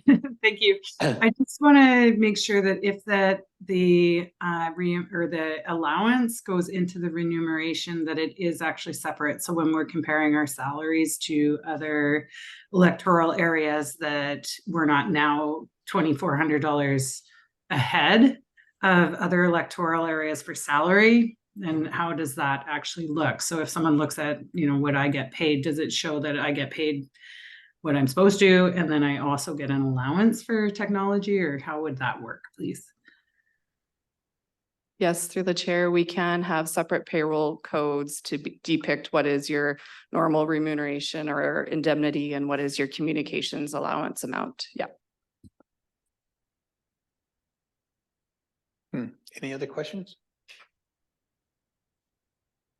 I think we pretty well beat that one to death. We'll move on to the last, I think there's only one more item. Correct. Thank you, Chair. So the last section is remuneration. There were a couple different things happening with remuneration. So again, I want to try and be as clear as I can. One piece is remuneration increase for 2023. So I'm just this is it, our remuneration proposed increase for 2023. So that would be effective January 1st, 2023, and it would be retroactive to that date. The current bylaw says that for the board, you shall receive an increase equivalent to BC CPI for the year prior. For us, that was 6.9%. Staff brought this forward to the board for review for 2023 increases as per past practice and as per board's discretion to make changes to that as time permits. So you can see from past years that in 2022 and 2021, different rules were followed than the bylaw at the direction of the board. So we brought that forward for discussion with the board. So I'm going to leave it kind of quite tight at just that question for now. Is the discussion about what should the increase for 2023 be? Should it follow the bylaw verbatim, which says it shall be equal to BC CPI at 6.9%, or shall the board wish to do something different? Dr. Also. Thank you, Chair. Question for staff. What was the percentage increase that we agreed to for the last union negotiation? Great question. Our BCGEU collective agreement was negotiated in January, February of 2023. The board approved the mandate of up to a maximum of 4% per year. we did sign a collective agreement contract, which was 2% plus 60 cents, which is about equal to 3.9 or 4%, depending on the specific position. But it averages out to almost 4% per year for 23, 24, and 25. Thank you. So I wonder if we can consider that, we go with whatever the last union negotiation we've had and approved of. So we kind of, apply the same ruler to ourselves. That would. And so I just want to get this clear as far as when we look at negotiations. So you negotiated 3 years and it's 4% a year. And it's every year after that, they get 4. And then the next year they get 4% on the already increased 4%. So it's an accumulation over the 3 years. So basically they're over the 3 years, it's a 12% increase, and it's also on the 2 prior years. So 4% is that, am I understanding that properly? Yes, you are. It's compounded. So we calculate it both not compounded and compounded. The difference is rather small. So I think when I look at the, 2023 4%, it actually values down to about 3.89. And then for 2024, it goes to about 3.95. Like it's very small in terms of that discretionary compounding difference. Understand that the compounding is not it doesn't get added on, it's taken off. Is that what I think? You went from 4% to 3 points and on. Does that mean the compounding is removed from each year? No, we do compound it, but when we cost it out, we bring it to the board separate. So when we brought that to the board for review, you could see that each rate for each year was individually a certain amount and then compounded a different amount, totaling no more than 12% compounded over the 3. Basically, it was just the 12% increase over the 3 years. Okay. Questions? And Dr. Green? Thank you. I agree with Director Grenier to leave it the way it was. The 6.99%, according to his figures, is only $1,700 per directors. That's not a whole lot of money. And we took nothing. Was it last year? We voted to take no increase because of what was happening. So we got nothing last year. But if we go to 6.9 this year, that'll make up for that. We won't get another jump for another 2 or 3 years. Whereas the union has negotiated 12% for sure the next 3 years. Chair Laird? Yes. It would be an annual increase for you. That's how the policy reads. It's CPI every year. The only discussion we're having here is this one seems to be higher and your logic would make sense, but the board would also get a CPI increase every year. It'd be exactly the same as the union, but we just got to determine the amount. So let me see if this year from January to 1st would be 6.9. Next year, it may only be 4%.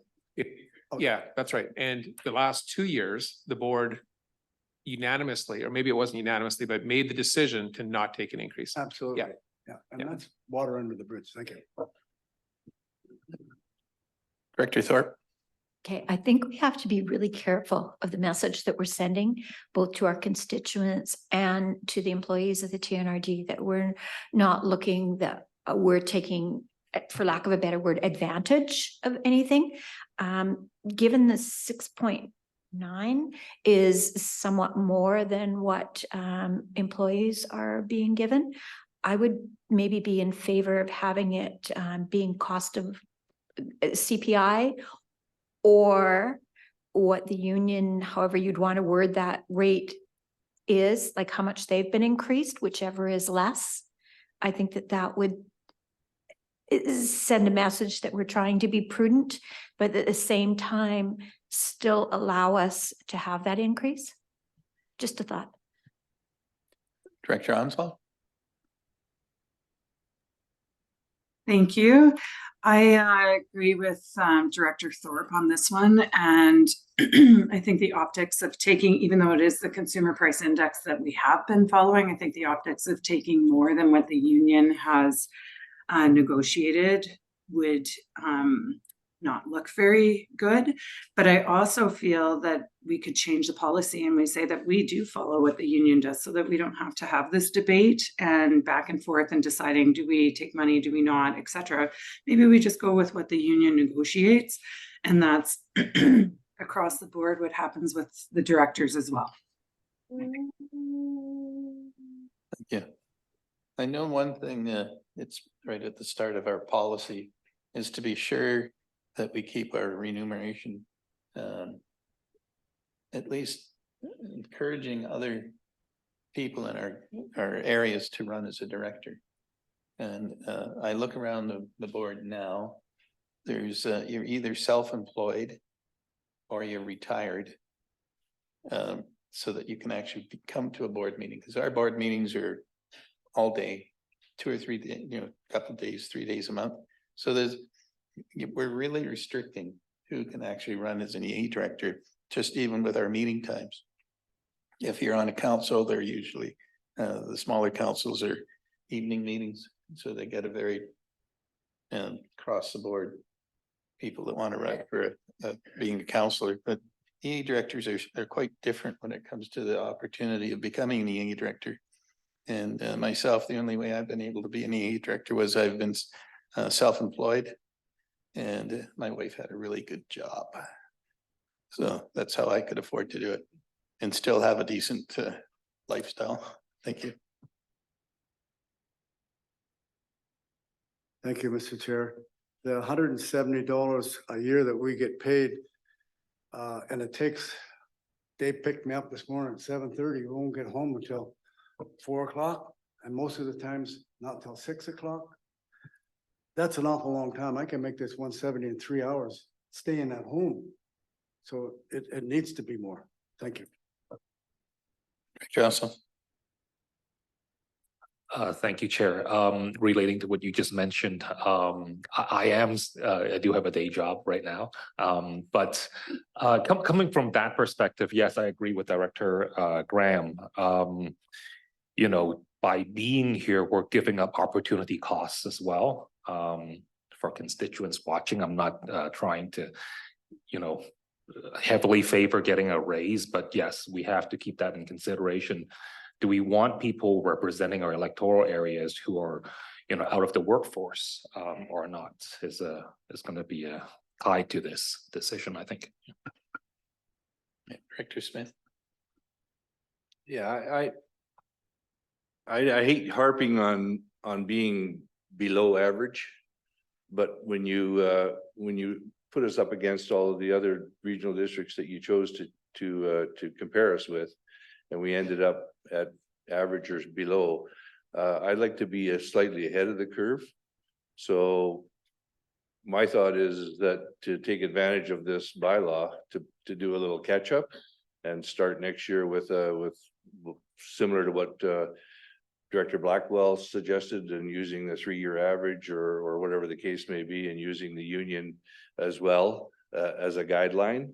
In the past, there was never a discussion about this because it was never at the 6 points, so it was never an issue, right? So the bylaws were always quite easy to swallow because they were never in this range. But I have spoken to several of my constituents over the last month, and just broached the subject with them about Director Onslow's comment about perception, and I didn't get negative feedback from anybody on taking a 6.9% increase. Thank you. Director Morris. Thank you, Chair Laird.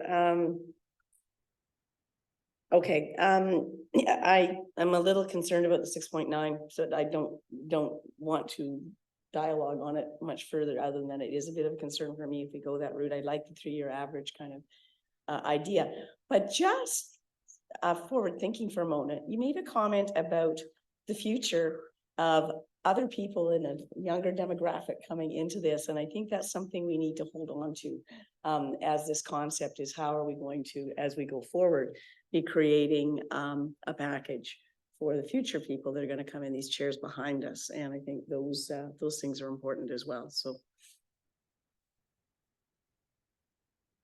Director Onslaught. Thank you, Chair. Actually, yeah, Director Morris. Sorry, Lee, the other Lee. I actually just triggered what I was thinking to myself the other day. You know, if, you know, in a normal business, if a staff asks for more higher pay, I would be asking them, okay, justify it, make your case. Are you taking on more responsibility?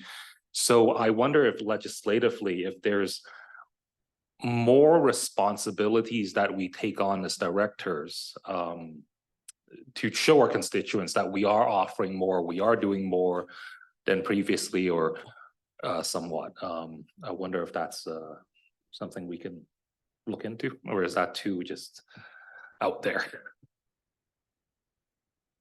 I'm just not sure how to quantify that, or like how to. Because I guess everyone would have a different perspective on how much they do and how they do it. But I hear what you're saying is how do you justify that? And that's why they thought an average or a CPI or a 3-year average made sense. But I see what you're saying. It's just really hard to put into words. Director Graham.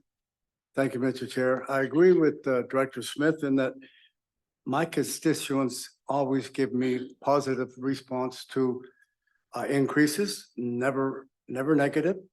And we are behind the curve. And now we're going to play catch up. Yeah.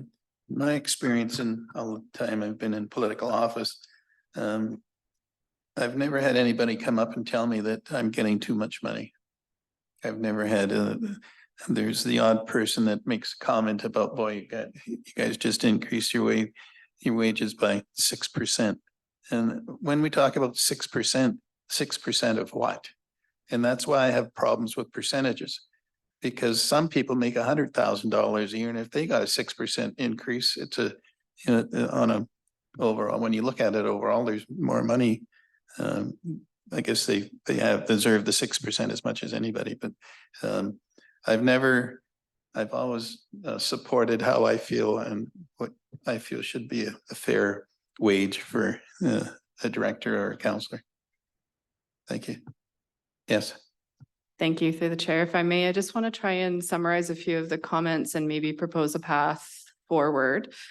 So we started off, I was quite explicit in trying to narrow us down around what are we going to do with 2023 remuneration. And I think the conversation has been around, do we do the CPI of 6.9%, or do we do something more aligned with what staff get around 4%? Or do we do something different? So there's a bit of a conversation there. The other piece of the conversation seems to be around what is our rate of pay compared to other RDs? So I want to be cautious around, let's not use the increase to fix a wage rate that's a market issue. This increase should be reflective of what we want to do annually on an ongoing basis. So in October, at the committee of the whole presentation to the entire board, I shared a slide that had the average RD rate. And in order to get that average, we had tried to compile a group of 8 similar regional districts, and we had some conversation about that in October. But the average rate, I'll just use electoral area rates for the purpose of this morning's conversation. The average is $30,489. The TNRD current rate was $25,256. So I would prefer or propose a path moving forward whereby we amend the base rate to be somewhat more equivalent or similar to the average, and then have a separate conversation about what is the increase that we apply. And then I think that may illuminate a different path forward. So if we look at amending the base rates so that we are on the average or nearer to the average, or something. And then after that, we are better able to illuminate what is the increase we should receive for a 2023 CPI conversation. And a little bit deeper to that then is what should our bylaw say about this going forward? Because I think what we're realizing is that following CPI is just too simplistic. It should be a 3-year average, or it should be a reflection of what staff also receive, or there are kind of other options for that. But right now we're trying to fix our base rates by using the annual increase. So let's separate the issues. Do we want to amend your base rates of pay?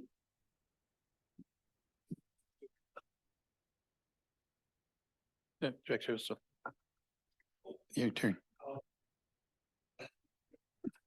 Thank you, Chair.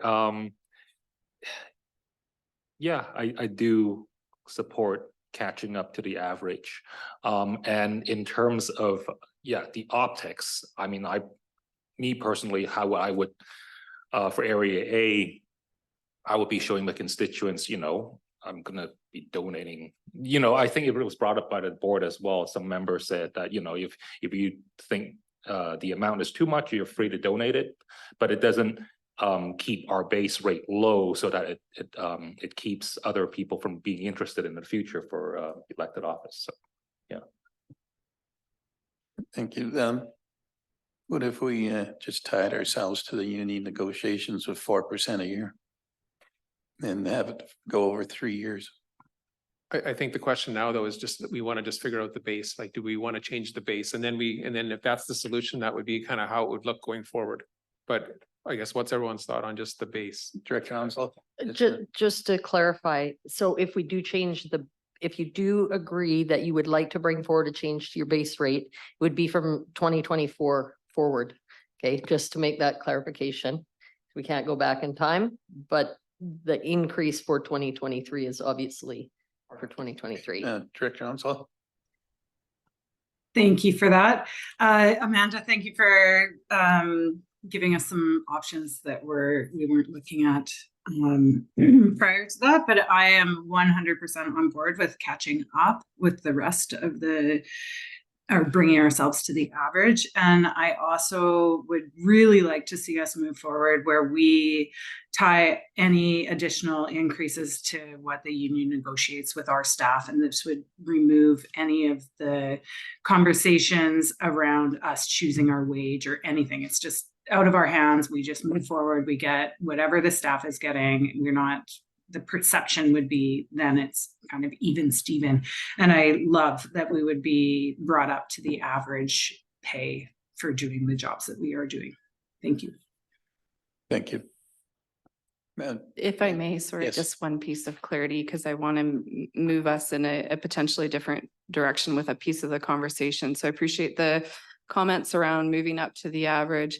When we look at the annual increases or the process or language for the bylaw on what is that amount of the annual increase, I almost want to steer you a little bit away from the union increase conversation because we do have 2 separate collective agreements. So then you get into the minutia of which one do we follow, who do we follow, when do we follow who.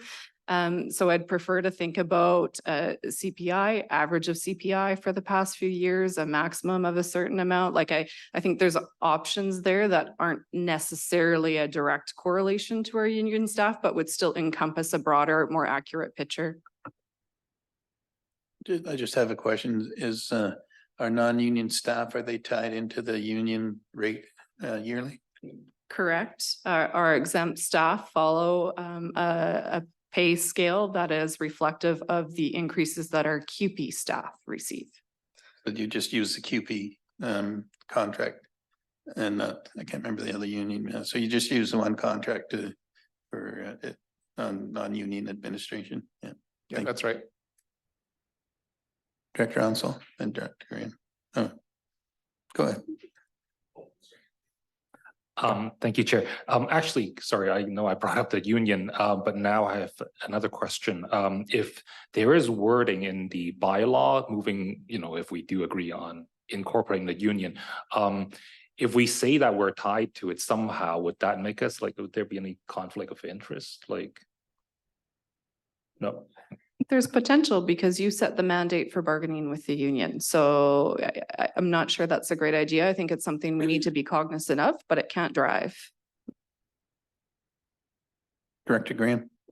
I have a question about CUPE's members' yearly rate. What would you say the average was? 50,000, 100,000? I don't have that data available to share. Sorry. Okay, because if you're saying 4% of 100,000, it's a lot less than 6.9% of 30,000. Quite a difference. So you really can't compare us with them. Thank you. Just, you want to clarify that? Yeah, thank you, Director Laird. I think it's not the staff, it's the perception from the union that we don't control. So they talk in percentages. We're always just very cognizant that they're watching what we do and what our leaders do. So it's not the view of what staff feel is equal between electoral area directors and an average pay. So I just want to make sure that's not coming across from our stance. Director Smith. So I'd like to propose that, I mean, basically we have two issues here. So I would like to propose that we move the base rate to the average for 2024. And we use, because we don't want to go to the 6.9 this year. So we use the 4%, which is really the only other percentage that we can kind of compare with for 2023 as an increase. And going forward, we use a CPI average, which I believe was done in the past at some time. So whether it's a 2 or a 3 year average for going forward in 2024. Go ahead. Thank you. Yeah, that's what I just want to make for clarification. Then we would make an adjustment to the base salary for all directors. So because they're different between directors and EA directors, right? So there'd be a base or an adjustment to get to whatever the average is amongst those 8 regional districts. And then we would determine what the 3 year averages or up to a max or however that language looks. Okay, I mean, that makes sense. Director Hayward. I just wanted to say what Director Smith said, I guess, is I agree 100% with that process. And I think Scott's 100% right too. I think we have to stay away from union numbers because we're not union and we don't want to be mixed in with that because there's lots of people out there that don't understand the differences. So I think this is a much smarter way to go. Can you just, what was it? Where did we end up after Director Smith's comment? No problem. All right, Carla and I are doing, I shouldn't say Carla and I should say Carla's doing fast math for me. So the one piece we wanted to clarify to you is actually if we use a 3 year average of CPI, so in 2021, it was 2.2, in 2022, it's 2.8, in 23, it's 6.9. That 3 year average is 3.967%, which is 4%. I think potentially that's a language to use, a rolling 3 year average of CPI in order to get what you should get for 2023. We apply that 4% increase retroactive to January 1st, 2023. Come January 1st, 2024, we ensure all of your rates are at the average market rate. And then we create a new language within the remuneration bylaw that says annually, you will get an increase equal to the average of the last 3 years of the CPI, which then softens the impact of years like this, where it's been high, or alternatively, years that may be to come in the future where it's low or high again. So you're not seeing those drastic increases. It's averaging it out for you. Any other questions? Thank you. And just to do the totals, so to bring you up to average starting 2024 for the EA directors, it's about $5,000. It's about $50,000 impact. And then for non-EA directors, it's about 22,000. So overall, just about a $70,000 impact that would be coming forward. Did you just follow it up? What did you actually have in the budget this year for increase? Was based on the policy of 4% CPI. Oh, sorry, sorry. The 6.9 for 2023. Is that you were referring to 2023? Yes. Sorry, I'm living in 24. Yeah. Yeah. So you did budget for a 6.9 increase in Right. 2023. So actually, the budget that was done for 2023 was a duplicate of what happened in 2022, and the increase was not calculated on top of there. But from my projections, there is enough surplus. I'm hoping there that it will cover the cost of your increase, and we don't have to bring any amendments forward for that. Thank you. Any other questions? Director Thorpe? No, just a comment. I think it's a great idea. I like that. Thank you. Any other questions from the? It's not a question. It's just a statement. I'm extremely happy with what we have accomplished here today. Thank you so much. Everybody's satisfied with the outcome? It sounds good, yeah. Oh, Director Leah. Hi. Hello. Thank you. I just had one more thing. I know we're about to finish up our meeting, but Amanda, can you just give some clarification? I might have missed this on the proposed change to paying out the time for travel. Like, are we keeping it connected to the kilometers traveled, or is the intention to move to that $30 per hour time? I'm open to feedback on that one. I think if I, recollect the conversation from October 13th, Committee of the Whole, it was kind of 6 of one, half a dozen of the other. And then in Director Granier's email as well, that was the one outstanding point we had to get to. He said, I'm satisfied with either. So whatever, if there's a preference, let's hear it. Yep. I would say my preference is to keep it to the kilometers that we travel and determine the pay that way, which is, I believe, the way that it's already being done. And that is definitely my preference. Director Thorpe. I'm in agreement with Director Onslow. I think it's too hard to try and keep track of how many hours we're traveling. It's great when we're just going back and forth between here and our residents. That's easy enough to figure out. But when we start going to conferences and things, then we're looking at a whole new ballgame. And if it's just tied to the kilometers, I think it's easier to track for staff too, actually. Any other comments? I had how close does per kilometer and the $30 an hour relate? Is it a fairly close amount? Because What I had done was, it was a same total, same difference based on driving a certain speed. So it really is no impact to budget either way. Yeah. So wouldn't it be easier just to do the $30 an hour instead of figuring out everybody's per kilometer travel and off the chart, or is the chart fairly easy to follow? And Either way, there's a chart that we have to follow. So I don't think it really does matter. did we come to consensus on that? To do a mileage charge instead of an hourly charge? Sounds like we're doing the hourly charge. Mileage, I think. You were testing us to see if we were awake. I think it's okay, you won. There's no fighting. Yeah, sorry, I just have to do a weather report, so I got to go away for a minute. But yeah, I prefer definitely keeping it connected to the mileage. I think we're done. I think that was the Okay. last topic. Okay. Thanks. Director Hooton. Are we still like, we get so much a meeting, that's staying where it's at now, 170? Is that the consensus? That's Yeah, what we okay. heard, yeah. Any other comments?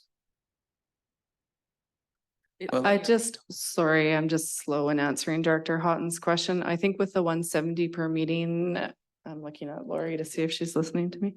It may be tied to the increase that you get annually. So it may go up by that 4% if that's the agreed upon factor, but I'll confirm that. That's my pause. I'm not sure. Yeah. Oh, so thank you very much. And we will get a report. I'm officially wrong. It's separate 170.